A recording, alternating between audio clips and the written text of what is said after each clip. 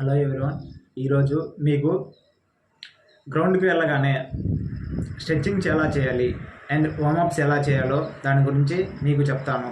So stretchings చేయడం వల్ల మీకు యూస్ ఏంటంటే, ప్రతి ఒక్కరూ కామన్గా నాకు రన్నింగ్ చేస్తే లెగ్ పెయిన్స్ వస్తున్నాయి, బాడీ పెయిన్స్ వస్తున్నాయి అని కామన్ థింగ్స్, చిన్ బోన్ పెయిన్స్ వస్తున్నాయి.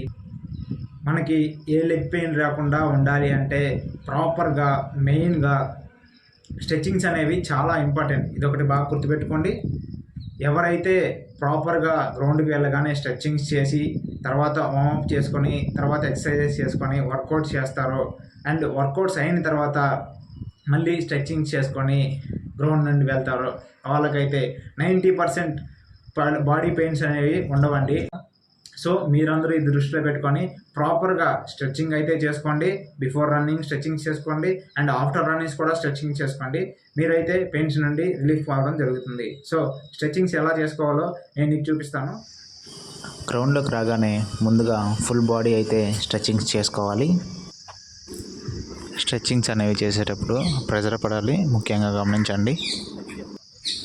మీకైతే గ్రౌండ్ పరంగా ఎటువంటి డౌటు లేకుండా ఎవరిని అడగకుండా మీ అంతట మీరు వీడియోస్ చూసి గ్రౌండ్ నీట్గా చేసుకునేలాగా మేము పిన్ టు పిన్ ఎక్స్ప్లెయిన్ చేస్తూ చేసి చూపించడం జరుగుతుంది.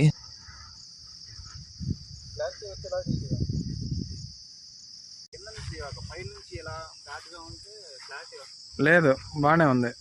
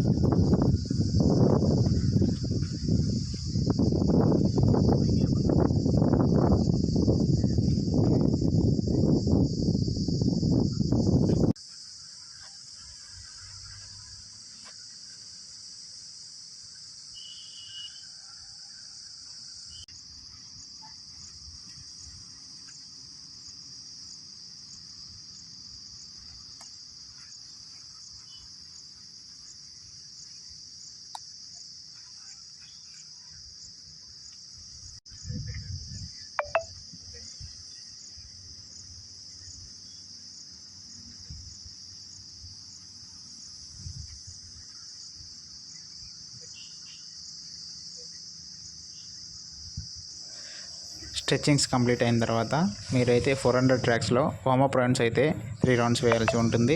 సో మీరు వార్మప్ రౌండ్స్ వేసేటప్పుడు ఓన్లీ టో మీదే వేయాల్సి ఉంటుంది. టో మీద వేసినట్లయితే మీకు స్పీడ్ అనేది ఇంప్రూవ్ అవ్వడం జరుగుతుంది.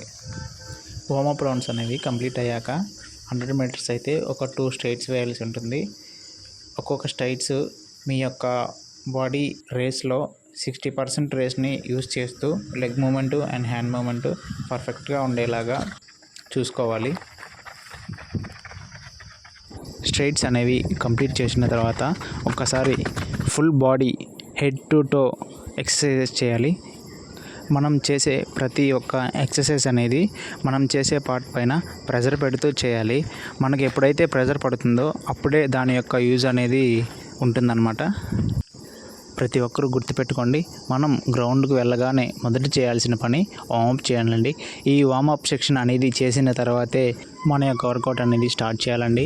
మీరైతే డైరెక్ట్గా ఒకేసారి వచ్చి వార్మప్ లేకుండా వర్కౌట్ ఎప్పుడైతే చేస్తారో అప్పుడు మన మజిల్స్ మీద మన బోన్స్ మీద ప్రెషర్ అనేది డైరెక్ట్గా పడి పెయిన్స్ అనేవి రావడం జరుగుతుంది. సో ఇది పక్కాగా గమనించండి. వార్మప్ అనేది మెయిన్ థింగ్. మనకి ఏ పెయిన్స్ రాకుండా ప్రాపర్గా మన గ్రౌండ్ అనేది కొనసాగాలి అంటే స్ట్రెచ్చింగ్స్ అండ్ వార్మప్ అనేది పక్కా మస్ట్ అండ్ షుడ్గా ఇంపార్టెంట్. ఇది గుర్తుపెట్టుకోండి ప్రతి ఒక్కరూ. మీరైతే ప్రాపర్గా హార్డ్ లేదు వర్క్ చేయండి. బాగానే ఉంది. హార్డ్ వర్క్ చేసిన ప్రతి ఒక్కరికి జాబ్ రావాలని కోరుకుంటూ all the very best to you all.